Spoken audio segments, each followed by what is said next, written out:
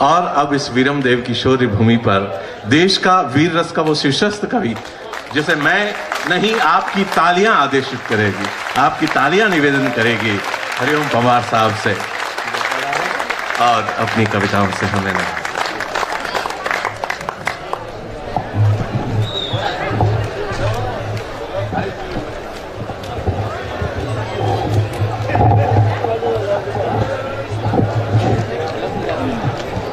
मैं सबका अभिवादन करता हूं। एक लंबे समय के बाद मैं जालौर आया हूं और आभारी हूं कलेक्टर साहब का, एसपी साहब का, जो पूरे समय कवि सम्मेलन में बैठे। मेरा संकट ये है कि मेरा नंबर आजकल सबसे बाद में आता है। तब तक आप बहुत अच्छी अच्छी कविताएं सुन चुके होते हो, हास्य व्यंग सुन चुके होते हो, गीत सुन चुके होते हो, खूब हंस चुके होते हो, खूब थक चुके होते हो तालियां बजा बजा के। और हालत ये होती है, आपने कभी कोल्हू में जो गन्ने का रस निकालते हैं सड़कों पर, उनको देखा है? वो रस निकालते हुए गन्ने को एक बार डालते हैं कोल्हू में, फिर दोबारा डालते हैं, फिर तिबारा डालते हैं, और जब वो गन्ना बिल्कुल खोखस हो जाता है तब मुझसे कहा जाता है कि अब इसमें तुम रस निकाल के दिखाओ।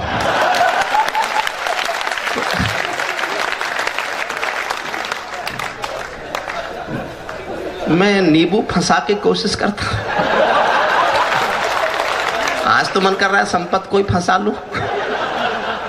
बहुत अच्छा सबने पढ़ा। हमारे आजाद से शुरू हुआ एक कवि सम्मेलन और सबने बहुत बहुत अच्छा पढ़ा। आदरणीय माँ जी मुझसे बड़ी है, मैं उम्र में थोड़ा इनसे औरों से बड़ा हूं। देखिए, हम कविता में संस्कार बांटने की कोशिश करते हैं।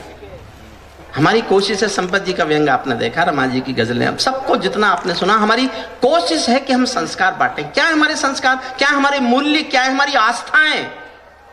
आधी मिनट में बताता हूं, केवल आधी मिनट में ध्यान देना बस मेरी बात पर। एक बाप बेटी जा रहे थे किसी रास्ते में, उनको उस सड़क पर तेज किसी बाढ़ का पानी बहता हुआ मिला, तो दोनों देख के घबराए कि कैसे पार करेंगे, बहुत तेज पानी जा रहा है। तो बाप ने हिम्मत करके कहा कि बेटी डरो मत, तुम मेरा हाथ पकड़ लो, हम दोनों पार निकल जाएंगे। बेटी ने तुरंत कहा, पापा मैं आपका हाथ नहीं पकड़ूंगी, आप मेरा हाथ पकड़ लो।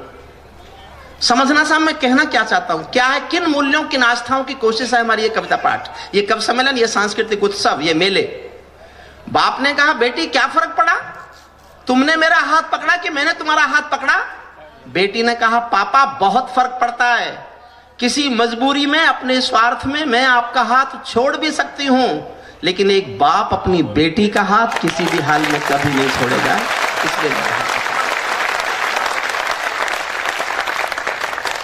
इस कोशिश में हम कविता पढ़ते हैं। और मैं सबसे पहले अपनी सबसे नई कविता सुनाता हूं, सबसे नई कविता। संपत जी थोड़े कम पढ़े लिखे,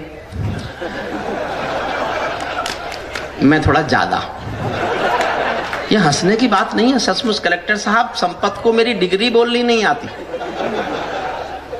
मेरे पास कानून की दुनिया की आखिरी डिग्री है, जिसके बाद कानून में कोई पढ़ाई ही नहीं होती। जब मैंने LLD की तो संपत ने मुझसे पूछा, भाई साहब क्या किया? मैंने कहा LLD मिल गई मुझे। तो मुझसे बोला, आप B.Ed नहीं कर सकते थे? तो मैं समझ गया ये कितना पढ़ा होगा।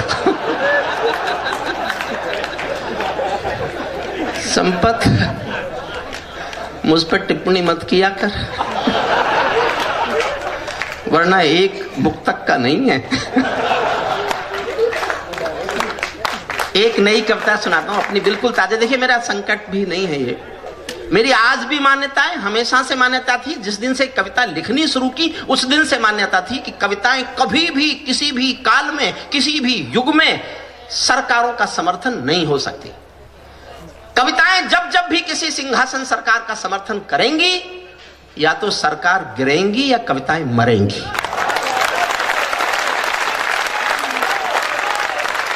और मुझसे ये काम कभी हुआ नहीं। अभी जब सरकार बदली 9 महीने पहले, तो देश मुझसे ये उम्मीद करता था कि अब ये क्या बोलेगा। 10 साल तो ये कोशिश की कि ये हो जाए जो हो गया। वो तो हो गया जो करना चाहते थे, अब क्या करें। अब ये सोचते थे कि शायद मैं बदल जाऊंगा, लेकिन मैं केवल एक सबूत देना चाहता हूं कि मैं नहीं बदला। मैं तब भी कवि था, आज भी कवि हूं इसके सबूत में मैं आदरणीय मोदी जी पर एक कविता सुना रहा हूं। एक शब्द प्रशंसा नहीं है, एक शब्द, लेकिन अभी अभी ऐसा भी कुछ नहीं है कि मैं खिलाफ बोलूं। एक शब्द विरोध भी नहीं है, लेकिन हरिओम पमार कविता में जिंदा है। इसके सबूत के लिए मैं कविता सुनाना चाहता हूं। आप देखिए कि ये मुश्किल काम मैंने किया है, समर्थन कर नहीं सकता, विरोध करने का भी मौका नहीं है, और इसलिए आपकी ज्यादा चर्चा मत करो संपत। राजा तो राजा ही होता है। अगर किसी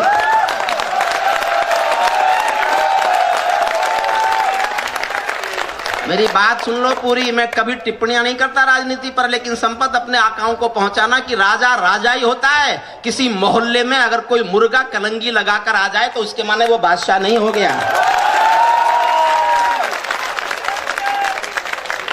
कविता सुनिए, मैं खिलाफ भी नहीं, उनके भी खिलाफ, ये तो नवजात शिशु है। मन से सुनिए, बहुत दिन बाद आया हूं, बीच में एक दो बार मुझे आना था, नहीं आ पाया, उनसे माफी चाहता हूं, माफी मांगता हूं, किसी को दुख हुआ होगा।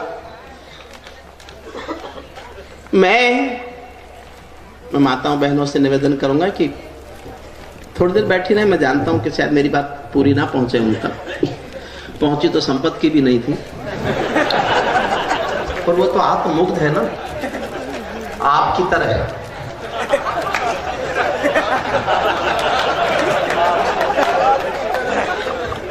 संपत जी चिंता मत करो, टिकट हम ही बांटेंगे। मैं दिनेश इंडल जी का बहुत बहुत आभारी हूं। मैं उनका प्रशंसक हूं, उनके गीतों का प्रशंसक हूं, और उन्होंने एक बिल्कुल साहित्यिक अनुष्ठान आपके बीच किया। मैं सैल्यूट करता हूं आपकी जनता को, आपको, आपके कलेक्टर साहब को, जिन्होंने इस तरह से मन दिया इसमें। मैं आखिर में कविता पढ़ देता हूं, एक कविता पढ़ देता हूं, आप और कहेंगे एक और पढ़ दूंगा, जैसा आप चाहेंगे, जैसा करेंगे। मैं गाथा वाचन करता हूं सिंहासन परिवर्तन की, मैं गाथा वाचन करता हूं सिंहासन परिवर्तन की। अच्छे दिन आने वाले हैं नारों के आकर्षण की। कभी किसी भी प्रलोभन में मेरी कलम नहीं बिकती, और किसी भी डर के आगे दिन को रात नहीं लिखती। मैं शब्दों की क्रांति ज्वालू हूं, वर्तमान को गाऊंगा। जिस दिन मेरी आग बुझेगी मैं उस दिन मर जाऊंगा। जिस दिन मेरी आग बुझेगी मैं। माइक कहां से हम वॉल्यूम बढ़ा लेंगे। सैल्यूट आपको साहब, सैल्यूट करता हूं आपको, सैल्यूट करता हूं, आपका अभिवादन करता हूं। जितना मन मुझे कभी 15-16 साल पहले जब मैं आया था, वो आज तक वो यादें मेरे मन में बसी हुई हैं। और जिस प्यार से शांतनु मट्टू यहाँ बैठे हैं, उनके घर से मैंने अपने लिए खाना मंगाया था। मैं बाहर का होटलों का नहीं खाता, ये नाम मुझे याद ही नहीं होता कभी। बैठे कि चले गए? बैठा है, तारीख तय करके जाना। मैं अभी भी ऐसा ही हूं जैसा था, आप चिंता मत करो। मैं शब्दों की क्रांति ज्वालू हूं, वर्तमान को गाऊंगा। जिस दिन मेरी मन से सुन लेना साहब इस कविता को। नई कविता, मैंने मुश्किल कविता लिखी है। तलवार की धार पे खड़ा होना बहुत मुश्किल है, किसी नदी के ठीक बीचों बीच खड़ा होना बहुत मुश्किल है। एक नदी के किनारे पे खड़ा होकर दूसरी ओर पत्थर फेंक देने में क्या मुश्किल काम है। लेकिन संपत भाई, मैंने एक मुश्किल काम किया है। आदरणीय रमा जी, आप पहली बार सुनेंगे इस कविता को, सुनिए मन से। मुदगिल भाई भी पहली बार सुनेंगे, योगेंद्र मुदगिल जी भी। मैं शब्दों की क्रांति ज्वालू हूं, वर्तमान को गाऊंगा। जिस दिन मेरी आग बुझेगी मैं उस दिन मर जाऊंगा। सत्ता का आकर्षण मेरी भूख नहीं, सत्ता का आकर्षण मेरी। इसका वॉल्यूम बढ़ा सकते हैं क्या? थोड़ा बढ़ा दीजिए, अपना बढ़ा के छोड़ दीजिए। मैं अपना बढ़ाता हूं, ये इसका कम कर देते हैं। सरकारी है क्या?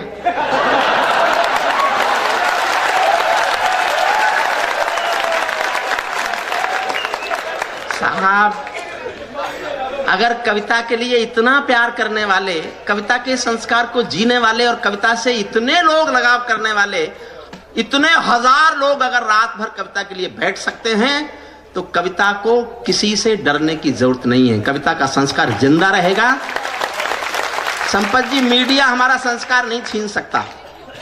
वो मीडिया पर आने वाले कार्यक्रम, कॉमेडी सर्कस, लाफ्टर शो, वो तो 31 दिसंबर को शराब के नशे में डूबे हुए डिस्को हैं। और ये कविता तो नव संवत्सर की शाश्वत धारा है, जिसको जालौर जैसे लोग जीवित रखेंगे, जिंदा रखेंगे, कभी नहीं मरने देंगे। इतना बड़ा उत्सव किसी नेता की सभा में इतनी बड़ी भीड़ नहीं होती जितनी कविता सुनने के लिए जालौर में भीड़ आई है।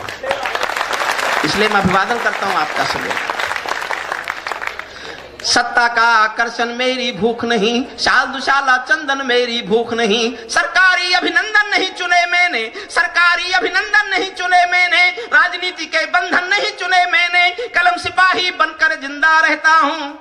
और ये मैंने कविता तब लिखी साहब, ये गर्वोक्ति नहीं है। दिनेश चाहते होते बता सकते थे तुम्हारे 280 जीते जरूर, लेकिन एक अकेला हिंदुस्तान में मैं था जिसने हिंदुस्तान में संसद जाने का टिकट मना किया, मिलने के बावजूद, मिल जाने के बावजूद मना किया। और इसलिए मना किया ताकि मैं ये कविता लिख सकूं जो मैं आज आपको सुनाना चाहता हूं। सुनना, सत्ता का आकर्षण मेरी भूख नहीं, शाल दुशाला चंदन मेरी भूख नहीं, सरकारी अभिनंदन नहीं चुने मैंने, राजनीति के बंधन नहीं चुने मैंने, कलम सिपाही बनकर जिंदा रहता हूं, भूखे बच्चों से शर्मिंदा रहता हूं, भूखे बच्चों से चार लाइन में कविता का शीर्षक लिखता हूं, संपत को सौंपता हूं और आप सबका मन मांगता हूं, आपको लगे मैं ये जिंदगी में ये धर्म जीना चाहता हूं। बस कलम सिपाही बनकर जिंदा रहता हूं, भूखे बच्चों से शर्मिंदा रहता हूं, पगडंडी से लाल किले तक जाता हूं, झुग्गी झोपड़ियों के आंसू गाता हूं, लेकिन दरबारों में कवि का शीश नहीं झुकने दूंगा, कविता का सिंहासन से संग्राम नहीं रुकने दूंगा, कविता का सिंहासन से संग्राम नहीं, कविता का सिंहासन से संग्राम नहीं, कविता का सिंहासन से संग्राम नहीं रुकने। मुझे लग रहा है इस कविता का ठीक लोकार्पण आज हो रहा है। मुझे तो यहीं से प्रारंभ करना चाहिए था। कविता का सिंहासन, हुजूर बैठ जाओ प्लीज। मैंने जिन सरकारों पर लिखा वो बैठ गई, बैठ जाओ। कविता का सिंहासन से संग्राम नहीं रुकने दूंगा, भारत माँ के घर में नया बसंत दिखाई देता है। आप कविता सुनना एक एक लाइन में। भारत माँ के घर में नया बसंत दिखाई देता है, वंशवाद की परंपरा का अंत दिखाई देता है, वंशवाद की परंपरा का अंत दिखाई। और अगली पंक्तियां पकड़ना साहब, शायद सिर्फ मुझसे सुनोगे। वंशवाद की परंपरा का अंत दिखाई देता है, तुमने उस दिन संस्कार का सूरज एक उगाया था, तुमने उस दिन संस्कार का सूरज एक उगाया था, जिस दिन तुमने संसद की ड्योढ़ी पर शीश झुकाया था, जिस दिन तुमने संसद की ड्योढ़ी पर शीश। अपना रिश्ता कायम करता हूं, इस पर भी बहुत प्यार मांगता हूं आपसे, 4 लाइन सुनना। जिस दिन तुमने संसद की ड्योढ़ी पर शीश झुकाया था, बहुत बधाई देता हूं मैं परिवर्तन के नायक को, लेकिन कैसे मर जाने दूंगा आंसू के गायक को। आप विजय के जननायक हो, मैं पीड़ा का गायक हूं, आप राजपथ के नायक हो, मैं जनपथ का नायक हूं, आप राजपथ के नायक हो, मैं जनपथ, आप राजपथ के नायक हो, मैं जनपथ का नायक हूं। निर्वाचन ने सौंपा है सम्मान तुम्हारे हाथों में, निर्वाचन ने सौंपा है सम्मान तुम्हारे हाथों में, लोकतंत्र की मां संसद का मान तुम्हारे हाथों में, लोकतंत्र की मां संसद का मान तुम्हारे हाथों में, संविधान के पालन का अरमान तुम्हारे हाथों में, तिलक गोखले गांधी का वरदान तुम्हारे हाथों में, अमर तिरंगे की सौंपी है शान तुम्हारे हाथों में, सौंप दिया है पूरा हिंदुस्तान तुम्हारे हाथों में, सौंप दिया है पूरा हिंदुस्तान, सौंप दिया है पूरा हिंदुस्तान तुम्हारे हाथों में। जनादेश में, बैठ जाओ बेटा, यही बैठो, अब उठना बात वरना मणिपुर में मंत्री बनवा दूंगा। जनादेश में आज आपकी सबसे ऊंची थाती है, और पंक्ति का आनंद लेना। जनादेश में आज आपकी सबसे ऊंची थाती है, दिया तुम्हारा तेल तुम्हारा और तुम्हारी बाती है, दिया तुम्हारा तेल तुम्हारा और तुम्हारी बाती है। आज आपके कर कमलों में टूटी हुई कमान नहीं, और पगों के नीचे कोई गिरता हुआ मचान नहीं, आज आपके ऊपर नभ है, नीचे ठोस धरातल है, और आपकी सौगंधों में गंगा मैया की जल है, और आपकी सौगंधों में गंगा मैया। एक पंक्ति पर मन मांगता हूं, ठीक लगे तो ताली बजाना, मेरी बात ठीक ना लगे तो चुप रहना, मैं कल से बदल दूंगा लाइन। सचमुच मैं आपकी राय पर निर्भर करूंगा, मैं जालौर की जनता की राय मांगता हूं, मेरी बात ठीक लगे तो इतना आशीर्वाद देना कि मैं पूरे देश में चिल्ला के इस लाइन को पढ़ूं, और आपका आशीर्वाद नहीं मिलेगा तो मैं वचन दे के जाता हूं, कल से इस लाइन को कविता से निकाल दूंगा। आज आपके ऊपर नभ है, नीचे ठोस धरातल है, और आपकी सौगंधों में गंगा मैया का जल है। विजय किसी की नहीं, विजय ये सिर्फ नमों के यश की थी।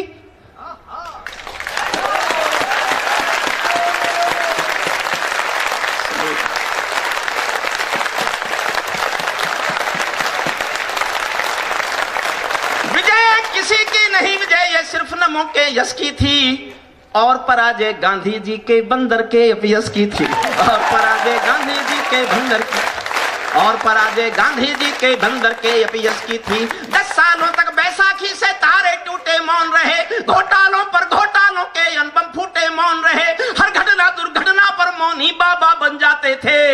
हनुमान चालीसा सीने पर रखकर सो जाते थे, हनुमान चालीसा सीने पर हनुमान चालीसा सीने पर रखकर सो जाते थे।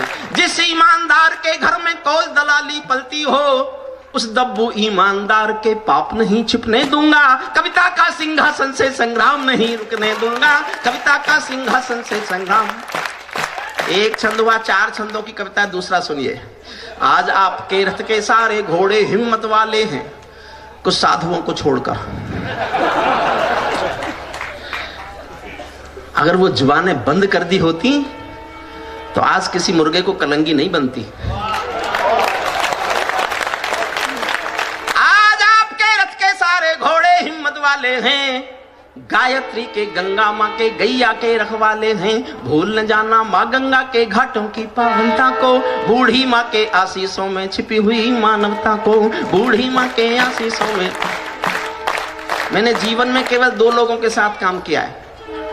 जब मैं पढ़ता था LLM में, तब मैंने जेपी के आंदोलन में हिस्सा लिया। मीसा भोगा है मैंने जेपी के आंदोलन में हिस्सा लेकर। जेपी के आंदोलन की कोख से ऐसी पार्टी निकली थी जिसने पूरे हिंदुस्तान पर राज किया था। अन्ना के आंदोलन की कोख से ऐसी पार्टी निकली है केवल एक म्यूनिसिपैलिटी पर राज करती है, जिसका बजट बंबई की नगरपालिका से कम है। जेपी के साथ काम किया, मीसा भोगा मैंने, या उसके बाद मैंने काम किया। जेपी के आंदोलन की कोख से भी 2 चीज पैदा हुई थी, जनता पार्टी, हरिओम पवार। हरिओम पवार आपके सामने, जनता पार्टी का मुझे पता नहीं है क्योंकि ऐसी पार्टियों का पता नहीं रहता। दूसरा मैंने काम किया एक साधु के साथ। मुझे लगता है, आज भी लगता है कि वो आदमी जन जागरण का काम करके योग के माध्यम से हिंदुस्तान के गरीब जनता को स्वास्थ्य दे सकता है, इसलिए मैंने काम किया। उनके राजनीतिक महत्वाकांक्षा मुझे नहीं पता, उनसे मेरा सरोकार भी नहीं है, इसलिए मैं उनका समर्थन उतने तक करता हूं जहां तक उनका रोल था। आपको लगे कि मैंने उनके रोल पर टिप्पणी ठीक है तो सुनिएगा। सिंहासन का हिस्सा बांटो तुम उसको चाहो जिसको, सिंहासन का हिस्सा बांटो तुम उसको चाहो जिसको, भूल न जाना रामदेव के स्वाभिमान की कोशिश को, जिसके अंदर संघर्षों का एक पुरोधा बैठा है, जिसके अंदर युग परिवर्तन का एक योगा बैठा है, जिसने काले धन पर घर घर जाकर अलग जगाया था। बाबा ने परिवर्तन का मौसम अनुकूल बनाया था। बाबा ने कथनी करनी का भेद मिटाकर दिखा दिया। वंशवाद को राजमहल से दूर बिठाकर दिखा दिया। वंशवाद को राजमहल से दूर बिठाकर, वंशवाद को राजमहल से। और 2 लाइन पढ़ता हूं साहब, ये मेरे छोटे भाई बताते हैं, संपत जी बताते हैं, मौदगिल जी बताते हैं, आजाद बताता है कि जब मैं जवान था तो मैं हिंदुस्तान में कवि सम्मेलनों में तालियों के पहाड़ खड़े किया करता था। ये मेरे छोटे भाई कहते हैं कि हिंदुस्तान में कवि सम्मेलनों में तालियों के पहाड़ और चोटियां मेरे नाम लिखे हुए हैं। आज मैं जालौर में 15 साल बाद आया हूं, लेकिन मैं वही अपनी जवानी का एहसास जी के जाना चाहता हूं। अभी ने 2 पंक्तियां सुनी और आपको लगे कि मुझे वो एहसास जीना चाहिए आज जालौर के इस मंच पर, तो मुझे वही एहसास दिलाना जो मैं 15 साल पहले हिंदुस्तान की जनता के साथ जिया करता था। एक बार फिर मेरा मन है, मैं तालियों का आकाश भर अंबार देखना चाहता हूं। आपको लगे कि ये बात सहज बात आपके दिलों तक पहुंचती है, तो देखना चाहता हूं आप मेरे इस ईगो को कितना संतुष्ट करते हैं कि मैं तालियों का एक अंबार पहाड़ चोटी फिर आज देखना चाहता हूं। बाबा ने कथनी करनी का भेद मिटाकर दिखा दिया। वंशवाद को राजमहल से दूर बिठाकर दिखा दिया। बाबा जी ने पतंजलि को पुनः जिलाकर दिखा दिया। पेट हिलाने वाले ने सरकार हिलाकर दिखा दिया। पेट हिलाने वाले ने सरकार।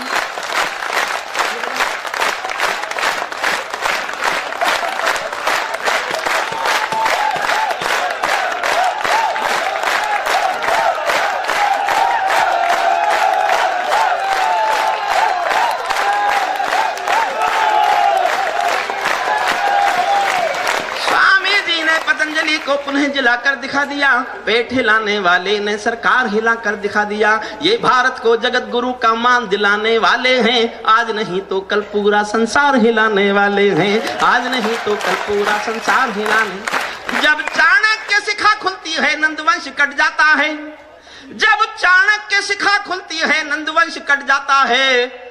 मैं चंद्रवरदायी कुल का धर्म नहीं मिटने दूंगा, कविता का सिंहासन से संग्राम नहीं रुकने दूंगा, कविता का सिंहासन से संग्राम नहीं। तीसरा छंद सुनिए, अब मेरा हरिओम पवार लौटता है, बस मैं इतनी देर तटस्थ रह सकता था, और कैसे लौटता है देखना चाहता हूं, आप मेरा कितना साथ देते हैं। हमने बहुत व्यथा, संपत जी आप भी ताली बजाओ, मैंने आपके उस लेख पर तालियां बजाई जो मेरी समझ में नहीं आया, ये अदला बदली करना पड़ता है।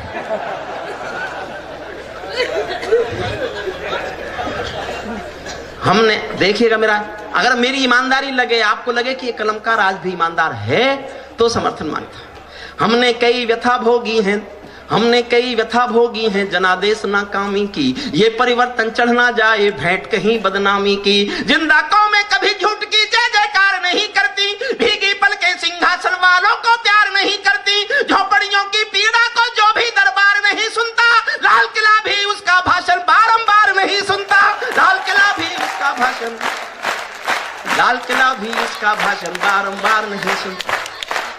इस सवाल का उत्तर क्या है मैं किसको समझाऊं क्या, इस सवाल का उत्तर क्या है मैं किसको समझाऊं क्या, मेरी समझ नहीं आया तो जनता को बतलाऊं क्या। सत्ताधीशों के अधरों पर पहरा क्यों हो जाता है, कड़वी बात कह रहा हूं लेकिन थोड़ा मुलायम होकर कह रहा हूं। सत्ताधीशों के अधरों पर पहरा क्यों हो जाता है, कभी कभी सिंहासन गूंगा बहरा क्यों हो जाता है, कभी कभी सिंहासन गूंगा बहरा क्यों हो। और साहब फिर मांगता हूं आपका आशीर्वाद, जो मैंने लिखा है, मैंने क्या क्या छोड़ा होगा आप सोच भी नहीं सकते, क्या क्या दांव पे लगाया होगा आप सोच नहीं सकते। दोस्ती, कुछ पाने का मोह, कुछ पाने का पद प्रतिष्ठा, कुछ सबको जूते की नोक पर रखकर जो लिख सकता था वो लिखा है, आपका मन मांगता हूं सुनना। कभी कभी सिंहासन गूंगा बहरा क्यों हो जाता है, सत्ताधीशों के अधरों पर पहरा क्यों हो जाता है। मैं चारण हूं चौराहों पर आंख लाल कर पूछूंगा, मैं चारण हूं चौराहों पर आंख लाल कर पूछूंगा, सिंहासन के गिरेबान में हाथ डाल कर पूछूंगा, जो भूखों के लिए किए हो काम बता दो मोदी जी, काले धन के गद्दारों के नाम बता दो मोदी जी, काले धन के गद्दारों के नाम बता दो, काले धन के गद्दारों के नाम बता दो। हम दुनिया के आगे कितने शर्मसार दिखते होंगे, हम दुनिया के आगे कितने शर्मसार दिखते होंगे, जब संसद में दागी चेहरे बार बार दिखते होंगे, जब संसद में दागी चेहरे बार बार दिखते होंगे। मेरी चीखें संसद की दीवारों से टकराएंगी, मैं जनता की मांगों की आवाज नहीं घुटने दूंगा, कविता का सिंहासन से संग्राम नहीं रुकने दूंगा, कविता का सिंहासन से चौथा और अंतिम छंद सुनिए, ये मुश्किल काम था जो मैंने किया है। ये सौगंध तुम्हारी है मैं देश नहीं बिकने दूंगा, इसी बात पे जीत के आए ना। ये सौगंध तुम्हारी है मैं देश नहीं बिकने दूंगा, देश नहीं मिटने दूंगा, मैं देश नहीं झुकने दूंगा, है मेरा विश्वास कभी सौगंध नहीं तोड़ोगे तुम, भारत माँ की सेवा का अनुबंध नहीं तोड़ोगे तुम, ऐसा कुछ कर जाओ कि पूरा देश देखता रह जाए, देश नहीं भूमंडल का परिवेश देखता रह जाए, देश नहीं भूमंडल का परिवेश देखता। 12 लाइन पढ़ रहा हूं साहब। जीतने के बाद, शपथ लेने के बाद मेरी बातचीत हुई थी, बोले मैं खिलाफ लिखना बंद करा दूंगा। मैंने कहा मैं खुद लिखना बंद कर दूंगा, 12 काम कर दो। आपके सामने आपकी ओर से, जनता की ओर से 12 मांग दे रहा हूं, जो भी सरकार ये मेरी 12 मांग पूरी कर देगी मैं उसके खिलाफ कभी नहीं बोलूंगा। आपको लगे एक एक मांग ठीक है तो मेरा समर्थन करना और मुझे जनकवि होने का एहसास दिलाना। आज यहां से राजस्थान की मिट्टी से सुनिएगा, ऐसा कुछ कर जाओ कि पूरा देश देखता रह जाए, देश नहीं भूमंडल का परिवेश देखता रह जाए, संसद को गुंडों से दागी चेहरों से खाली कर दो। एक एक लाइन पढ़ रहा हूं साहब, समर्थन करना।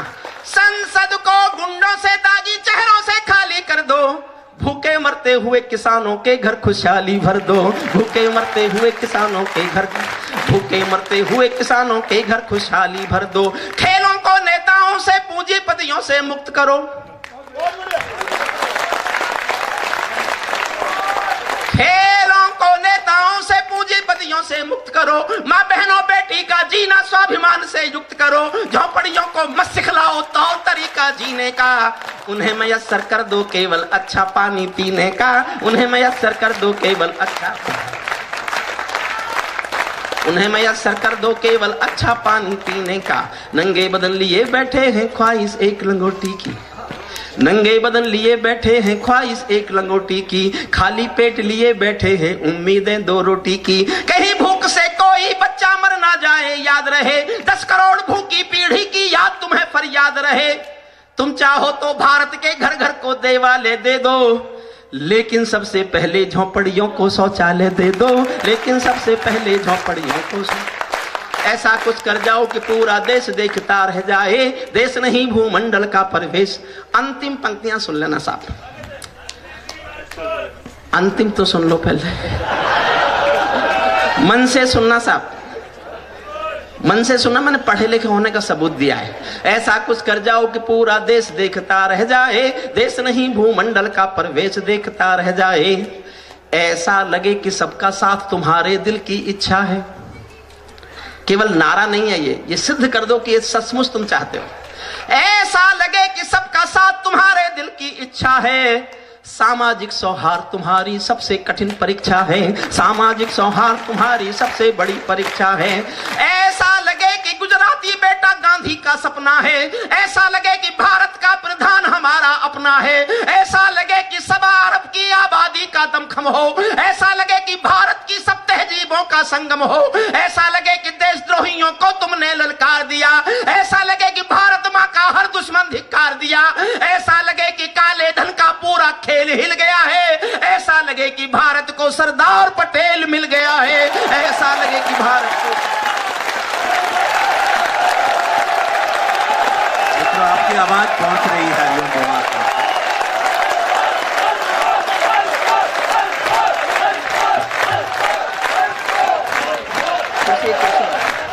मैं सुनाऊंगा। देखिए, मैं थोड़ा कमर दर्द से पीड़ित हूं, मुझे बैठने की अनुमति दे दीजिए। ताली बजा कर दे दीजिए अनुमति।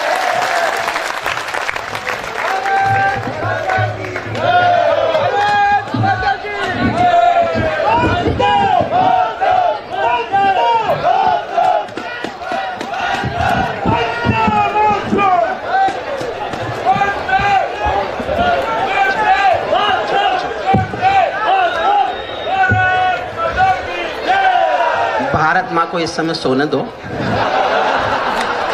मैं वो वाला कवि नहीं हूं जो अपनी तालियों के लिए भारत माँ को दांव पर लगाता है। जो लोग जाना चाहते हैं वो ये देखने आए होंगे कि ऐसा ही है कि बदल गया। देखिए, मैं 2 महीने बाद कविता पाठ पे उतरा हूं। मेरे परिवार में मेरे पिताश्री बहुत उम्र पा चुके थे वो, इसलिए उनके जाने का हमको दुख नहीं है। अभी 13 तारीख को हमने उनका रस्म 13वीं मनाई है। तो मैं 2 महीने 1 महीना 1.5 महीना वो बीमार रहे। फिर 13वीं के कारण मैं कहीं कार्यक्रमों में गया नहीं। वरना मैं तो जब तक 3-4 कविताएं सुना नहीं लेता मेरा गला ही नहीं खुलता। तो मेरा गला तो खुलवाओगे कि नहीं? मैं 2 महीने बाद आया हूं। जो लोग जा रहे हैं मैं इनका बहुत आभारी हूं। हल्दी घाटी मेरी कविता नहीं है भैया। शुद्धि श्रोता नहीं है, वो वीर रस के श्रोता है। आप सुन तो लो, मैं आपको 1 लाइन सुना रहा हूं। 1 लाइन, केवल 2 लाइन सुनो। 2 लाइन, वो 2 लाइन तय करेंगे कि मैं ये कविता सुनाऊं कि कोई और कविता सुनाऊं। जो लोग जा रहे हैं उनको जाने दीजिए। आप देखिए, मैं भागूंगा नहीं। जब तक आप चाहेंगे मैं सुनाऊंगा, मैं आपको वचन देता हूं।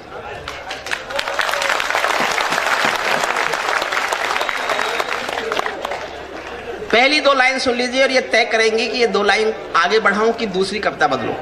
अगर 25% लोगों ने ताली बजाई तो कविता का 25% सुनाऊंगा। क्या हुआ? क्या बोल रहे हैं? मैं सब सुनाऊंगा यार, सुन तो लो। 2 लाइन तो सुन लीजिए, अगर 100% तालियां आएंगी तो कविता 100% पढ़ दूंगा। 2 लाइन सुन लीजिए बस। ये पाकिस्तानी गालों पर दिल्ली के चांटे होते, आदरणीय रमा जी ने पढ़ा था कि अभी भी वहां ऐसा कुछ हो रहा है सीमा पर। ये पाकिस्तानी गालों पर दिल्ली के चांटे होते, गर हमने 2 के बदले में 20 शीश काटे होते।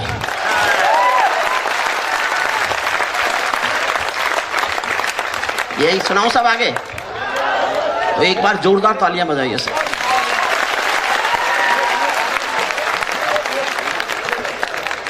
हमारे सैनिकों के सर काटे गए और हम बातचीत में लगे रहे। उसके बाद भी हमने बातचीत की। हम हंसी में कुछ भी कहें, लेकिन संपत हमारा एक बौद्धिक व्यंगकार है। मैं बहुत दिल से आदर करता हूं उसका। और उसने एक बड़ा जवाब मुझे दिया जो मेरे आज तक मेरे मन में बैठा हुआ है। मैंने संपत से पूछा, संपत भाई हमारे सैनिकों के सर काट के पाकिस्तान ले गया, उसने इन सरों का किया क्या होगा? संपत ने कहा, भाई साहब आप समझे नहीं, वो कायर देश अपनी कायर फौज को दिखाना चाहता है कि बहादुर सर होते कैसे हैं, जो कट तो सकते हैं, झुक नहीं सकते।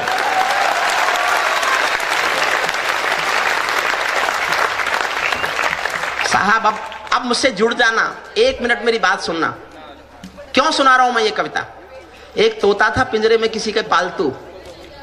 उसके मालिक ने कहा कि देख भाई तेरा शाम तक का खाना रख दिया है मैंने, मैं पड़ोसी गांव में जा रहा हूं, मुझे कुछ काम है। पिंजरे के तोते ने कहा, मालिक उस गांव में तो मेरे गुरु रहते, उस गांव में मेरा गुरु तोता रहता है, उसको मेरी राम राम बोलना। मालिक ने कहा बोल दूंगा। मालिक पड़ोसी गांव गया, वहां जाकर उसने पूछा, भाई यहां कोई ऐसा तोता है जिसका जो उसका गुरु है, जो मेरे पिंजरे में पालतू है?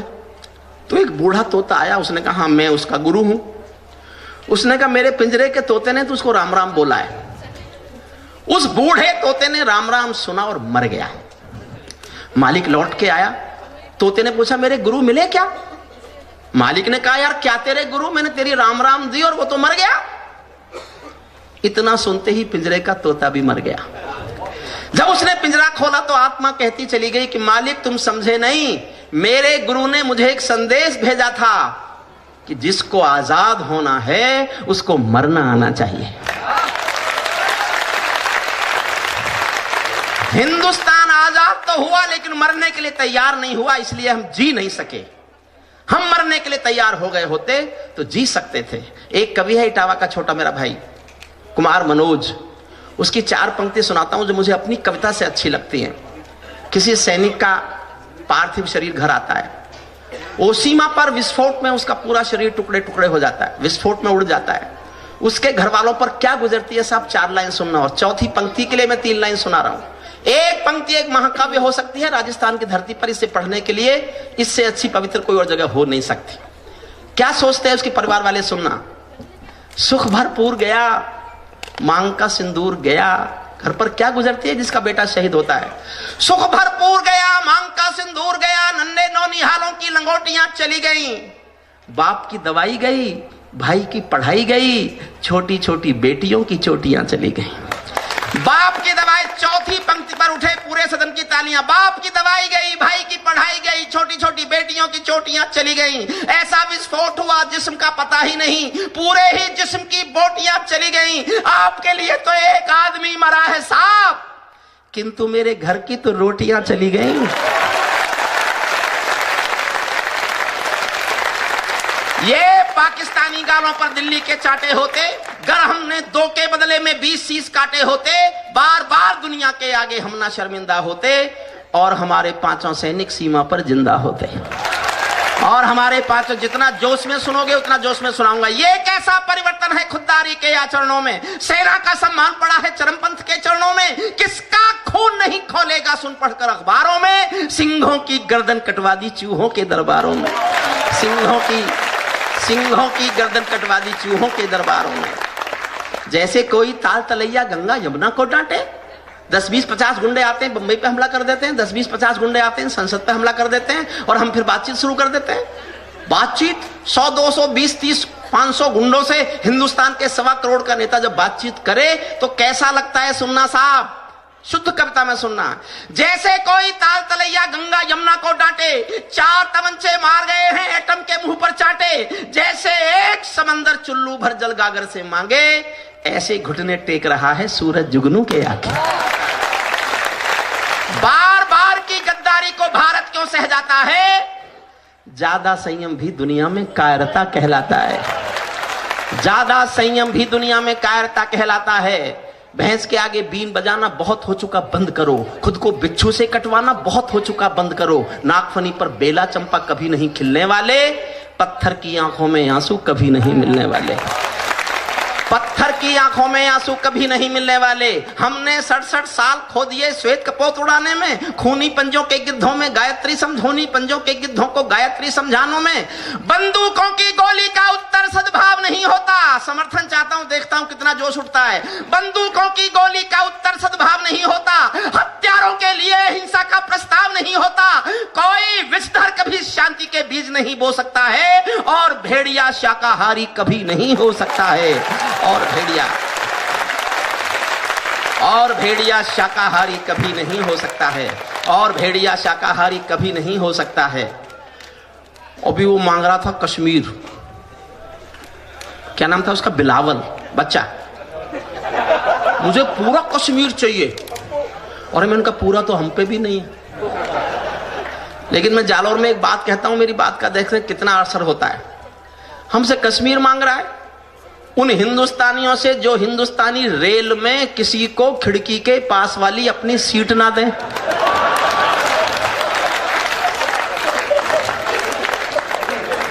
हमसे कश्मीर मांग रहा है, कश्मीर मांग रहा है, कश्मीर दे देंगे। कोई हमसे कश्मीर मांगे तो क्या दे देंगे? क्या दिल्ली वालों, कोई हमसे कश्मीर मांगे तो क्या दे देंगे? क्या रावलपिंडी वालों को सपने में काल दिखाओ तो? रावल केवल सपने में कह रहा हूं, सचमुच की तो उसकी औकात ही नहीं। रावलपिंडी वालों को सपने में काल दिखाओ तो, भारत माता की आंखों के डोरे लाल दिखाओ तो, दिल्ली वालों ठोकर मारो दुनिया के हथकंडों पर, इजराइल से जीना सीखो अपने ही भुजदंडों पर। इजराइल से जीना सीखो अपने ही भुजदंडों पर। जब सिंहासन का राजा ही कायर दिखने लगता है, तो पूरा मौसम हत्यारा डायर दिखने लगता है। तो पूरा मौसम हत्यारा डायर दिखने लगता है। ये भारत मैं बहुत दिन बाद पढ़ रहा हूं, इसलिए माफी मांगता हूं, याद आ जाएगा सब, और मैं फ्लो में आ जाऊंगा तो आपको बहुत सारा सुनाऊंगा। मैं आज बहुत सारा सुनाऊंगा। जब सिंहासन का राजा ही कायर दिखने लगता है, तो पूरा मौसम हत्यारा डायर दिखने लगता है। जब सिंहों की राजसभा में गीदड़ गाने लगते हैं, जब सिंहों की राजसभा में गीदड़ गाने लगते हैं, तो हाथी के मुंह के गन्ने चूहे खाने लगते हैं। तो हाथी के मुंह के गन्ने चूहे खाने लगते हैं। भारत माता का बंटवारा है जिनकी अभिलाषा में, वे समझेंगे अर्जुन के गांडीव धर्म की भाषा में। 4 पंक्ति पढ़ रहा हूं मैं, 38 साल एक यूनिवर्सिटी में प्रोफेसर रहा हूं मैं। 38 साल ये भाषा नहीं बोला, लेकिन मैं 38 साल बाद एक भाषा बोलने को मजबूर हूं। दिल्ली के सामने एजेंडा तय कर रहा हूं और आपका समर्थन मांगता हूं। आप समर्थन करेंगे तो मैं हिंदुस्तान की सत्ता के सामने ये एजेंडा तय करना चाहता हूं। आपको लगे कि हमारा वक्त आ गया है कि हम ये भाषा बोलें, मेरा समर्थन करके बताना। सिंह भारत माता का बंटवारा है जिनकी अभिलाषा में, वे समझेंगे अर्जुन के गांडीव धर्म की भाषा में, वे समझेंगे अर्जुन के गांडीव धर्म की भाषा में। फूल अमन के कभी नहीं खिलते कायर पर पार्टी में, नेहरू जी के श्वेत कबूतर मरे पड़े हैं घाटी में। दिल्ली वालों अपने मन को क्रुद्ध करो या बुद्ध करो, कश्मीर को दान करो या गद्दारों से युद्ध करो।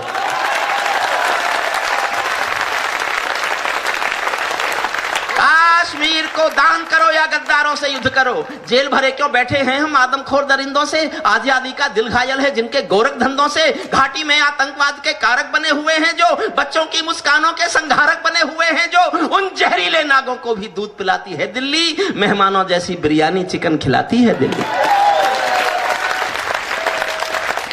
बर्मा बांग्लादेश तो अलग सीमा पर ऐंठे रहते थे।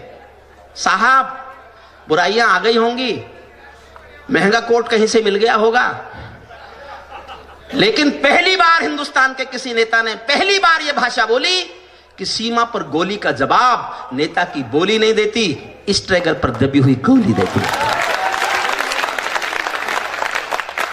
लेकिन अब तक क्या हो रहा था सुनना, बर्मा बांग्लादेश तलक सीमा पर ऐंठे रहता। आपने कभी सुना कि हमारे भारत में बर्मा तक ने घुसपैठ की है?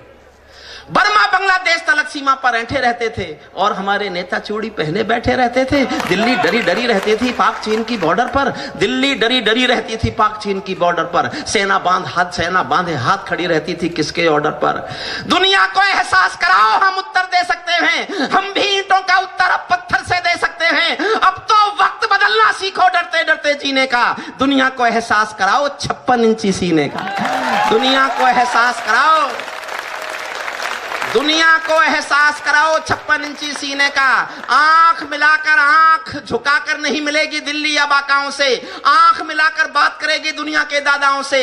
वहां चढ़ाकर आंख उठाकर बोलो रावलपिंडी से, हेमराज के कटे शीश का उत्तर मांगो पिंडी से। सैनिक अपने प्राण गंवाकर देश बड़ा कर जाता है। 4 पंक्ति सुनना साहब, प्यार देना मुझे, कलेक्टर साहब का भी आशीर्वाद मांगता हूं। सैनिक अपने प्राण गंवाकर, सैनिक अपने प्राण गंवाकर देश बड़ा कर जाता है, बलिदानों की बुनियादों पर राष्ट्र खड़ा कर जाता है।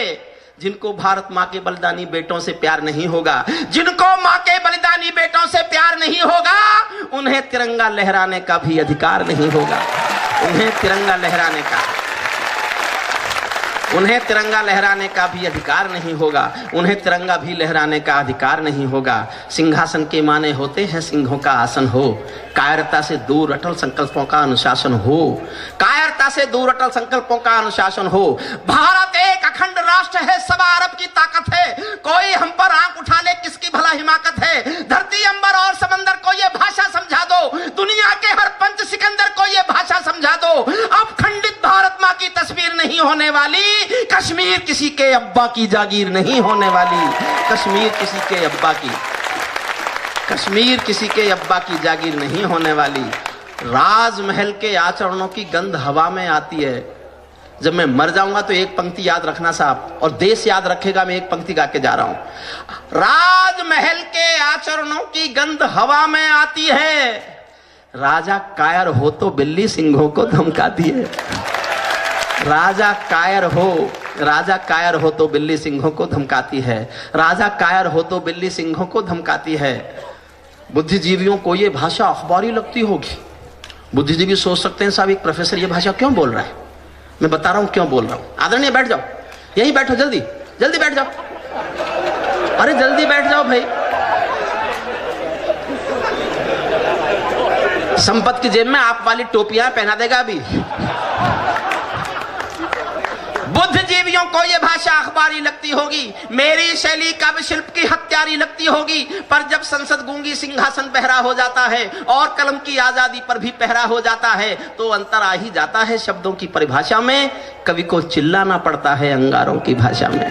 अंतिम पंक्तियां पढ़ता हूं इस कविता की। कवि को चिल्लाना पड़ता है अंगारों की भाषा में, इसीलिए मेरे चारण को कहने की मजबूरी है। जो कहना है वो अविधा में कहना बहुत जरूरी है। बार बार के समझौतों का पाप नहीं चलने देंगे, अपनी आस्तीन के अंदर सांप नहीं पलने देंगे, अपनी आस्तीन के अंदर सांप नहीं पलने देंगे, अपनी आस्तीन के अंदर सांप नहीं पलने देंगे। हम दिल्ली को दादाओं का दाव नहीं सहने देंगे, शब्द कोश में क्षमादान ही शब्द नहीं रहने देंगे और किसी के ऊपर अपने पाप नहीं टालेंगे। हम अब दिल्ली पर उठने वाले हाथ काट डालेंगे। हम अब दिल्ली पर उठने वाले हाथ। और सुनना चाहते हैं सब तो जोरदार तालियां बजाइए, जोरदार जोरदार।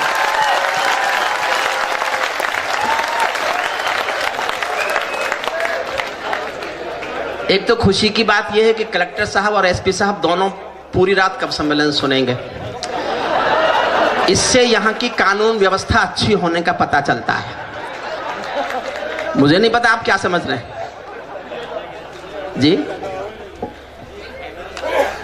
हमारे एमएलए साहब भी हैं। अच्छा, एमएलए साहब, एसपी साहब नहीं हैं, चलो कलेक्टर साहब हैं तो बहुत हैं, एसडीएम साहब हैं, सबका आभार। मैं एक बता रहा था साहब, इसलिए कुछ दिन पहले अजमेर में चंद्रभान शर्मा जब आपके कलेक्टर हुआ करते थे, आजकल तो सर रिटायर हो गए होंगे, मेरे दोस्त थे वो बहुत गहरे। तो एक रात अजमेर के वो कलेक्टर थे, मैं कब सम्मेलन में आया, वो रात भर कब सम्मेलन में बैठे। मैंने सोचा मेरी वजह से बैठे, क्योंकि मैं उनके घर पर ठहरा हुआ था,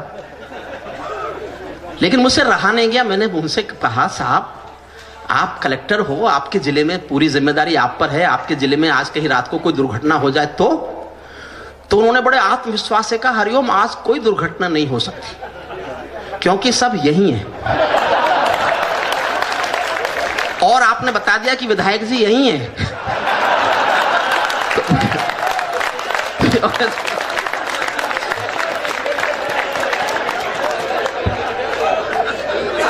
देखो साहब, अब आप थोड़ी गंभीर कविता सुनने को तैयार हैं?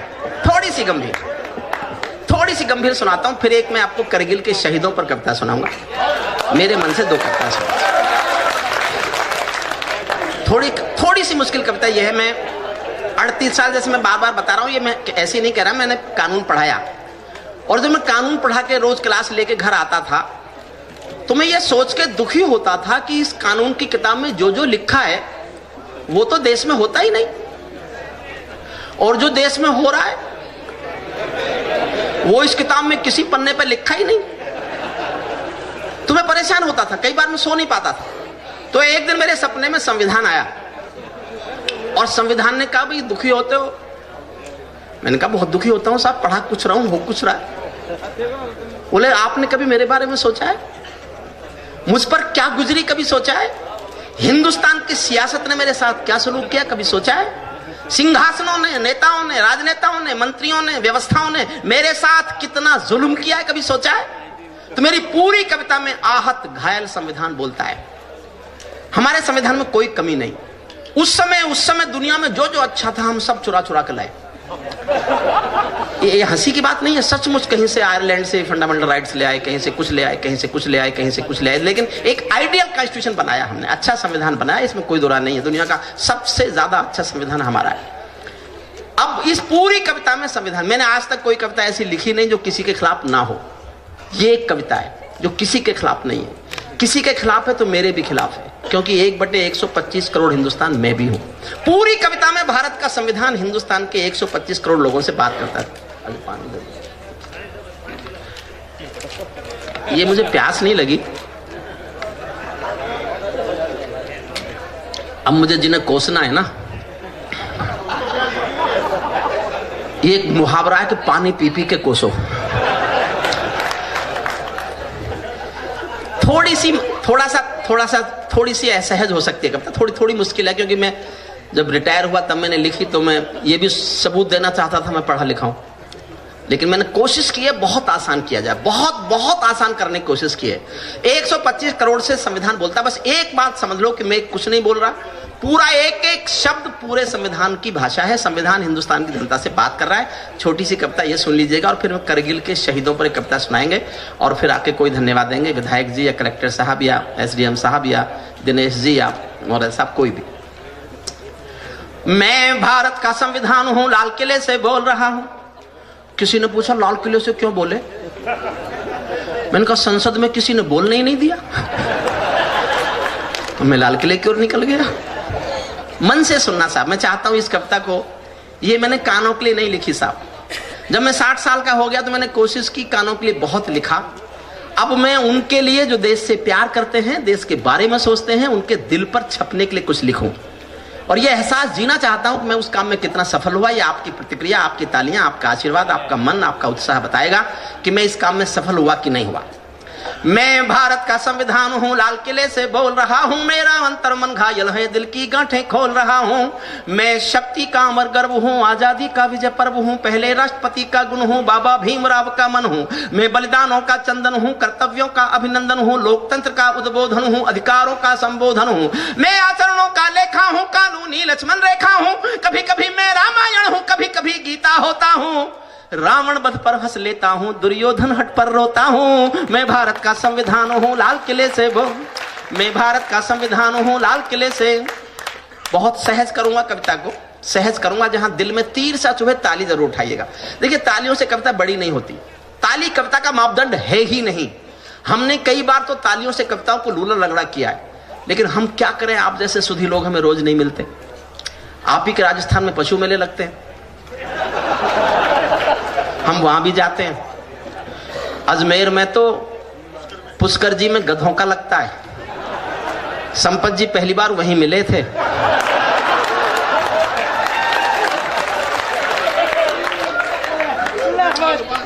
संपत जी कह रहे हैं खोटे पास थे। बता दिया ना कि वही है। अगर चुप रहता तो आप समझ जाते मैं हंसी में कह रहा हूं। पर ये तो चुप नहीं रह सकता ना, बता के ही माना कि वही है। तो कविता से अगर ताली नहीं बजे तो कवि के मन में एक एहसास जगने लगता है कि मुझे कुछ भी नहीं गम था, मुझे गम था तो ये गम था, मेरी कश्ती जहां डूबी वहां पानी बहुत कम था, इसलिए ताली। देखिए, मैं हास्य का विरोधी नहीं हूं, मैं हास्य का घोर समर्थक हूं, मैं मुस्कुराहट खिलखिलाहट का घोर समर्थन करता हूं। लेकिन एक बात भी बता के जा रहा हूं, मेरे नाम से याद रखना, आप जिसके साथ दिन भर खुल के हंस सकते हो ना, एक दिन जिसके साथ खुल के हंस लोगे ना, उसके साथ सिर्फ एक दिन बिता पाओगे, केवल एक दिन बिता सकते हो उसके साथ जिसके साथ आप खुल के हंस सकते हो। लेकिन जिसके साथ आप खुल के रो सकते हो ना, उसके साथ पूरी एक जिंदगी बिता सकते हो। ये मैं आपको अनुभव से बता रहा हूं। जुड़ना मुझसे साथ, जुड़ना। मैं कई बीच बीच में ज्ञान बांटता रहूंगा। कभी कभी मैं रामायण हूं, कभी कभी मैं मंच के लोगों से निवेदन करता हूं कि वो ये ना सोचें कि ज्यादा क्यों जम रहा है, वो भी ताली बजाते रहे, क्योंकि मैं तो रोज ही जमता हूं ज्यादा। तो आप गिलजी बजाना, पीछे वाले ऐसे बैठ जाते हैं जैसे ये कब तक पढ़ेगा, ये कब तक प्राण पिएगा, इसने पिछले वालों का क्या कर दिया। मैंने तो कुछ भी नहीं किया, इसलिए नहीं किया कि मुझे पता नहीं मुझे करना चाहिए कि नहीं करना चाहिए। कभी कभी मेरा, ये तो हंसी हंसी की बात है वैसे, कभी कभी मैं रामायण हूं, कभी कभी गीता होता हूं, कभी कभी मैं रामायण हूं, कभी कभी गीता होता हूं, रावण वध पर हंस लेता हूं, दुर्योधन हट पर रोता हूं, मेरे वादे समता के हैं, मेरे वादे समता के हैं, क्या था और क्या बनाया, मेरे वादे समता के हैं, दीन दुखी से ममता के हैं, कोई भूखा नहीं रहेगा, कोई आंसू नहीं बहेगा, मेरा मन क्रंदन करता है जब कोई भूखा मरता है, मैं जब से आबाद हुआ हूं अपनों से बर्बाद हुआ हूं। दिल में तीर चुभे तो तालियां उठाना। मैं जब से आबाद हुआ हूं अपनों से बर्बाद हुआ हूं, मैं ऊपर से हरा भरा हूं, मैं ऊपर से हरा भरा हूं, संसद में 100 बार मरा हूं, मैं भारत का संविधान हूं, लाल किले से बोल रहा हूं, मैं भारत का संविधान हूं। मैंने तो उपहार दिए हैं, मौलिक भी अधिकार दिए हैं, धर्म कर्म संसार दिया है, जीने का अधिकार दिया है, सबको भाषण की आजादी, कोई भी बन जाओ गांधी। यहां से कविता शुरू होती है साहब, सबको भाषण की आजादी, कोई एक एक पंक्ति सुनना, 125 करोड़ से बोलता है संविधान, सबको भाषण की आजादी, कोई भी बन जाओ गांधी, लेकिन तुमने अधिकारों का मुझ में लिखे उपचारों का ये कैसा उपयोग किया है, सब नाजायज भोग किया है, सब नाजायज भोग किया है, मेरा यूं अनुकरण किया है, मेरा यूं अनुकरण किया है जैसे सीता हरण किया है। मैं भारत का संविधान हूँ, लाल किले से बोल रहा हूँ, मैं भारत का संविधान हूँ। मैंने तो समता सौंपी थी, तुमने फर्क व्यवस्था कर दी, मैंने तो समता सौंपी थी, तुमने फर्क व्यवस्था कर दी, मैंने न्याय व्यवस्था दी थी, तुमने नर्क व्यवस्था कर दी। देश में सवाल उठता, कानून पे अदालतों में जस्टिस नहीं हो रहा। मेरी छोटी बहन जज है, उसने, मैंने उसके एक फैसले पे आपत्ति कर दी कि इसमें तो जस्टिस नहीं है। उसने तड़ाक से जवाब दिया मुझे कि भैया हमसे जस्टिस की उम्मीद मत करना, हिंदुस्तान के संविधान ने कोर्ट ऑफ लॉ बनाई है, कोर्ट ऑफ जस्टिस नहीं बनाई। Court of law decide the case, depend upon the evidences, it may be justice, it may not, हो भी सकता है नहीं भी हो सकता, हम तो तथ्यों पर फैसला देते हैं। कोर्ट ऑफ लॉ बनी है, कोर्ट ऑफ जस्टिस बना ही नहीं पाए हम। कोर्ट ऑफ जस्टिस बनाते तो हमारी प्रोसेस बदल गई होती। हमने पूछा होता कि 25 साल में फैसले क्यों होते हैं, 38 साल में फैसले क्यों होते हैं, हम पूछ ही नहीं पाए। तब सुने, आप मन से सुनिएगा। हमने तो समता सौंपी थी, मैंने तो समता सौंपी थी, तुमने फर्क व्यवस्था कर दी, मैंने न्याय व्यवस्था दी थी, तुमने नर्क व्यवस्था कर दी। हर मंजिल थैली कर डाली, गंगा भी मैली कर डाली, शांति व्यवस्था हास्य हो गई, विस्फोटों का भाष्य हो गई।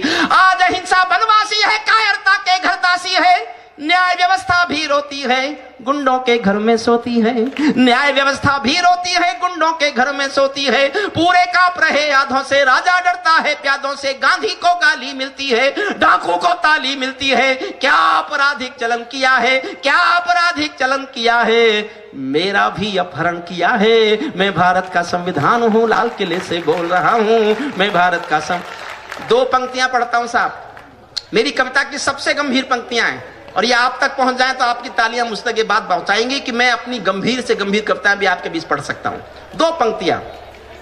क्या आपराधिक चलन किया है, मेरा भी अपहरण किया है। मैं भारत का संविधान हूं, मैं चोटिल हूं, क्षत विक्षत हूं, मैं चोटिल हूं, क्षत विक्षत हूं। मैंने यूं आघात सहा है जैसे घायल पड़ा जटायु हारा थका करहा रहा है, जैसे घायल पड़ा जटायु हारा थका करहा रहा है। जिंदा हूं या मरा पड़ा हूं, जिंदा हूं या मरा पड़ा हूं, अपनी नब्ज टटोल रहा हूं। मैं भारत का संविधान हूं, लाल किले से बोल रहा हूं। मैं भारत, थोड़े और गंभीर होना साहब। मेरे बदकिस्मत लिखे हैं, मैंने काले दिन देखे हैं, मेरे भी जज्बात जले हैं जब दिल्ली गुजरात जले हैं। मैंने रे जली देखी है, संसद पर हमला देखा है, अक्षरधाम जला देखा है। मैं दंगों में जला पड़ा हूँ, मैं दंगों में जला पड़ा हूँ, आरक्षण से छला पड़ा हूँ। मुझे निठारी नाम मिला है, खूनी नंदी ग्राम मिला है। माथे पर मजबूर लिखा है, सीने पर सिंगूर लिखा है, गर्दन पर जो दाग दिखा है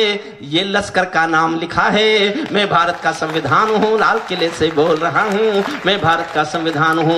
मेरी पीठ झुकी दिखती है, मेरी सांस रुकी दिखती है, आंखें गंगा यमुना जल हैं, मेरे सब सूबे घायल हैं। माओवादी नक्सलवादी घायल कर डाली आजादी। पूरा भारत आग हुआ है, पूरा भारत आग हुआ है, जलियांवाला बाग हुआ है। मैं भारत का संविधान हूं, लाल किले से बोल रहा हूं। मैं भारत का, देखिए बीच में उठे नहीं साहब, आप उठेंगे तो मैं खड़ा हो जाऊंगा। इन्हें पकड़ के बिठा लो जो जा रहे हैं। अब क्यों जा रहे हैं? दिल्ली में चुनाव हो चुके, आप मत जाओ। मन से सुनिए साहब, मन से सुनिए। देखिए मैंने कहा नहीं, मैं आसान कविता सुना सकता हूं, बहुत तालियां बजवा सकता हूं, लेकिन मैं एक कविता ऐसी भी सुनाना चाहता हूं जो यहाँ ये उम्मीद करते हैं कि इतने दिनों बाद आया है तो इसने कुछ नया भी लिखा होगा, इसलिए सुनिएगा मन से। एक पंक्ति पर कविता लिखी मैंने, एक पंक्ति आई थी दिमाग में, सोया नहीं कई दिन, तो कलाम साहब का एक वाक्य याद आया। कलाम साहब हमारे बोला करते थे, राष्ट्रपति जी पहले, सपने वो बड़े नहीं होते जो सोते हुए आते हैं, सपने वो बड़े होते हैं जो सोने ही नहीं देते। सबने सुना ना आप? बड़े आदमी की बड़ी बात थी। मैं बड़े आदमी की बड़ी बात के साथ छोटा सा कभी अपनी एक लाइन जोड़ता हूं और आपका समर्थन मांगता हूं। कलाम साहब ने कहा, सपने वो बड़े नहीं होते जो सोते हुए आते, सपने वो बड़े होते हैं जो सोने ही नहीं देते। और मैंने लिखा कि अपने वो नहीं होते जो रोने पर आते हैं, अपने वो होते हैं जो रोने ही नहीं देते। एक लाइन पकड़ना, मैंने एक लाइन पर पूरी कविता लिखी है। मेरा गलत अर्थ करते हो, मैं भारत का संविधान हूं, लाल किले से बोल रहा हूं। मेरा गलत अर्थ करते हो, सब गुणगान व्यर्थ करते हो, खूनी फाग मनाते तुम हो, मुझ पर दाग लगाते तुम हो। मुझ में खोट समझने वालों, मुझको वोट समझने वालों, पहरेदारों आंखें खोलो, दिल पर हाथ रखो फिर बोलो। जैसा हिंदुस्तान दिखा है, जैसा हिंदुस्तान दिखा है, ऐसा मुझ में कहां लिखा है। मैं भारत का संविधान हूं, लाल किले से बोल रहा हूं। मैं भारत का संविधान हूं। वर्दी की पड़ताल देखकर, नाली में कंकाल देखकर मेरे दिल पर क्या बीती है, जिसमें संप्रभुता जीती है। जब खुद को जलते देखा है, ध्रुव तारा चलते देखा है, सत्ता मौन साध बैठी है, जनता हाथ बांध बैठी है, चौखट पर आतंक खड़ा है, दिल में भय का डंक गड़ा है। कोई खिड़की नहीं खोलता, आंसू भी कुछ नहीं बोलता, सबके आगे प्रश्न खड़ा है, देश बड़ा या स्वार्थ बड़ा है, इस पर भी खामोश जहां है, तो फिर मेरा दोस्त कहां है। मैं भारत का संविधान हूं, लाल किले से बोल रहा हूं। मैं भारत का संविधान हूं। संसद मेरा अपना दिल है, तुमने चकनाचूर कर दिया, राजघाट में सोया गांधी सपनों से भी दूर कर दिया। और एक शब्द विस्फोट करेगा, एक शब्द से आपके भीतर विस्फोट हो तो विस्फोट जैसी तालियां बजाना, मेरा हौसला बढ़ जाएगा और मैं समझूंगा कि शब्द पुराना होने के बावजूद अभी भी जिंदा है। सुनिएगा। संसद मेरा अपना दिल है, तुमने चकनाचूर कर दिया, राजघाट में सोया गांधी सपनों से भी दूर कर दिया। राजनीति जो कर दे कम है, अंतिम पंक्तियां पढ़ता हूं, सब अंतिम शब्द पर पूरा समर्थन चाहता हूं। राजनीति जो कर दे कम है, नैतिकता का किसको गम है, आरोपी हो गए उजाले, मर्यादा है राम हवाले, भाग्य वतन के फूट गए हैं, दिन में तारे टूट गए हैं, मेरे तन मन डाले छाले, जब संसद में नोट उछाले। मैं भारत का संविधान हूं, लाल किले से बोल रहा हूं। मैं भारत का संविधान। आखिरी कविता सुन लीजिए, 5 मिनट की मेरे जीवन की सबसे अच्छी कविता, करगिल के शहीदों पर मेरी एक 5 मिनट की कविता है। सब समर्थन कीजिए एक बार ताली बजाकर। और मेरा हाथ जोड़कर निवेदन है, ये मेरी कविता नहीं है, मेरी पूजा है, मेरी आरती है, मेरा किसी मंदिर में किसी शिवालय में पढ़ा गया हुआ एक छोटा सा गीत है। और मैंने कविता के नाम पर अगर कुछ लिखा है तो मैं गीतकार नहीं हूं। आदरणीय रमा जी बैठी हैं, आदरणीय सराफ जी हैं, हमारे दिनेश जी हैं, बड़े गीतकार हैं, उनके गीत के शिल्प को प्रणाम करता हूं। मेरी भाषा गीतकार की नहीं है, लेकिन ऐसा मैं महसूस करता हूं कि हर किसी के भीतर, कहीं बहुत भीतर एक छोटा सा गीतकार होता है। मेरा वो छोटा सा गीतकार मुझसे एक छोटी सी कविता लिखवाता है। मेरठ में कैप्टन मनोज तलवार शहीद हुए थे, उनका शव जिस दिन आया था, बहुत लंबी भीड़ थी संस्कार में, उनके अंतिम यात्रा में। मैं बहुत पीछे था, बहुत पीछे। वहां मैंने एक छोटी सी कविता लिखी। उस कविता से पहले 4 लाइन और सुनाता हूं जो मेरी नहीं है। एक शिकोहाबाद के कवि हैं धुरेंद्र भदौरिया, वो 4 लाइन इतनी अच्छी हैं, अगर मैंने अपनी कविता लिखने से पहले सुन ली होती तो मैं अपनी कविता ही नहीं लिखता। इतनी अच्छी 4 लाइन है वो, उनके नाम से सुनाता हूं। किसी का सैनिक का पार्थिव शरीर आता है, अंतिम दर्शन के लिए कपड़ा हटाते हैं तो देखते हैं सर नहीं है, केवल धड़ है। सब रो पड़ते हैं कि कहां होगा, कैसे कटा होगा, कहां रह गया होगा, किस तरह कटा गया। सब रोते होते, लेकिन उस शहीद की जो बहन है वो कल्पना करती है कि मेरे भाई का सर कहां होगा। उसकी बहन अपने भाई के भूलने की आदत से दुखी रहती थी। उसका भाई भुलक्कड़ था, भूल जाता था, कुछ मंगाओ तो भूल गया, गिफ्ट मांगी तो भूल गया, इनाम देना है तो भूल गया, कुछ मंगाया तो भूल गया। तो उसके भूलने की आदत से दुखी होकर बहन कल्पना करती है कि उसके भाई का सर कहां होगा। मैं हाथ जोड़ के निवेदन करता हूं, पूजा की तरह 4 लाइन सुन लीजिएगा, फिर मेरी कविता केवल 4 मिनट की है, वो सुन लीजिएगा। उस बहन की कल्पना क्या है। दादी का दुलार भूला, सारे सदन का मन चाहिए साहब मुझे इन पंक्तियों पर। दादी का दुलार भूला, बाबुल का प्यार भूला, मोतियों की माला मेरी आज तक ना लाया है। होली वाले रंग भूला, दीपों की उमंग भूला, राखी का त्योहार बार बार बिसराया है। भाभी मेरा भैया तो जन्म से भुलक्कड़ था, आज भी उसी आदत को दोहराया है। जाते समय मैया के आशीष लेना भूल गया, आते समय रणथल में शीश भूल आया है। आते समय रणथल में शीश।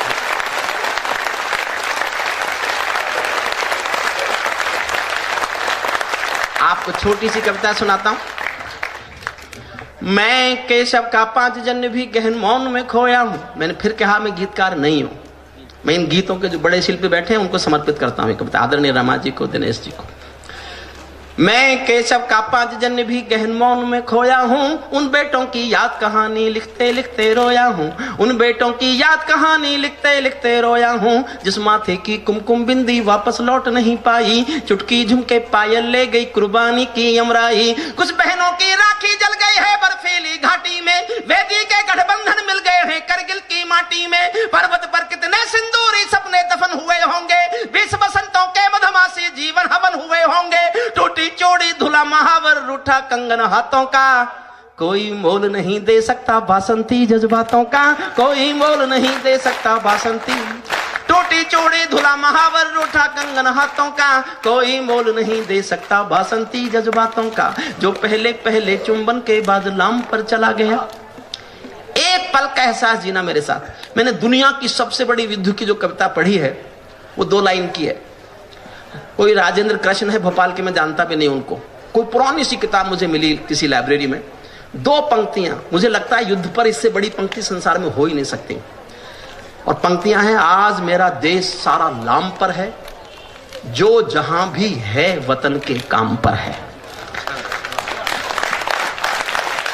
जो पहले पहले चुंबन के बाद लाम पर चला गया, एक पल का एहसास। जो पहले पहले चुंबन के बाद लाम पर चला गया, नई दुल्हन की सेज छोड़कर युद्ध काम पर चला गया, उसको भी मीठी नींदों की करवट याद रही होगी, खुशबू में डूबी यादों की सलवट याद रही होगी, खुशबू में डूबी यादों की सलवट याद रही। और कलेक्टर साहब में ये मेरा सूक्ष्म अहंकार नहीं है, मैं हृदय से बोलता हूं कि मैं आज भी अपने को एक पंक्ति का कवि मानता हूं। मैंने जीवन में केवल एक पंक्ति अच्छी लिखी है, मुझे दुआएं देना, तालियों से आशीर्वाद देना। मैंने ऐसी 2 पंक्तियां और लिख ली तो मैं कवि होने का भ्रम पालूंगा। मैं जीवन की सबसे श्रेष्ठ पंक्ति आपको समर्पित करके जाता हूं, जालौर की जनता को, इस महोत्सव को, आप सब जनता को बहुत बहुत धन्यवाद, बहुत बहुत आभार आपका। मेरी जीवन की सबसे अच्छी पंक्तियां सुनिए। उनको भी मीठी नींदों की करवट याद रही होगी, खुशबू में डूबी यादों की सलवट याद रही होगी। उन आंखों की 2 बूंदों से 7 सागर हारे हैं, उन आंखों की 2 बूंदों से 7 सागर हारे हैं। जब मेहंदी वाले हाथों ने मंगलसूत्र उतारे हैं, जब मेहंदी वाले हाथों ने उन आंखों की 2 बूंदों से 7 सागर हारे हैं, जब मेहंदी वाले हाथों ने मंगलसूत्र उतारे हैं। गीली मेहंदी रोई होगी छुपके घर के कोने में, ताजा काजल छूटा होगा चुपके चुपके रोने में। जब बेटे की अर्थी आई होगी सोने आंगन में, शायद दूध उतर आया हो बूढ़ी माँ के दामन में, शायद दूध उतर आया हो बूढ़ी माँ के दामन। और आजाद ने बहुत प्यारी बात कही थी, अजान गांव का चर्चा की थी। और ये सच है कि एक पहली बार ऐसा हुआ कि किसी ने कंधा दिया। हमारे यहाँ स्त्रियां अर्थी को कंधा नहीं देती, लेकिन पहली बार ऐसा हुआ कि उस युद्ध के बाद कुछ स्त्रियों ने कंधे दिए। मैंने 2 पंक्ति इस पर बस लिखी है। उनको भी मीठी नींदों की करवट याद रही होगी, खुशबू में डूबी यादों की सलवट याद रही होगी।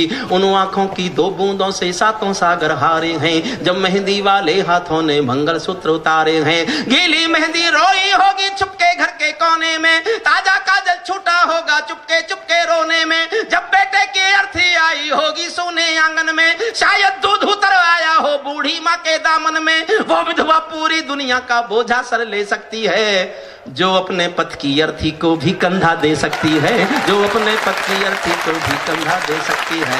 मैं ऐसी हर देवी के चरणों में शीश झुकाता हूँ, मैं ऐसी हर देवी के चरणों में शीश झुकाता हूँ। इसीलिए मैं कविता को हथियार बना कर गाता हूँ, इसीलिए मैं कविता को हथियार बना कर गाता हूँ। जिन बेटों ने पर्वत काटे हैं अपने नाखूनों से, अंतिम केवल 6 पंक्ति पढ़ता हूँ।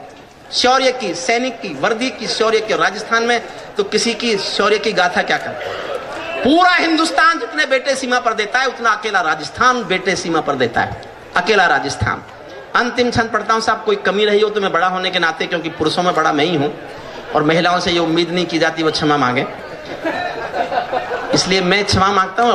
दिनेश भाई को बहुत बहुत बहुत बधाई देता हूं। और आपके कलेक्टर साहब मेरा वश चले तो मैं आपको इंटर स्टेट चेंज करा के अपने यहां ले जाऊं।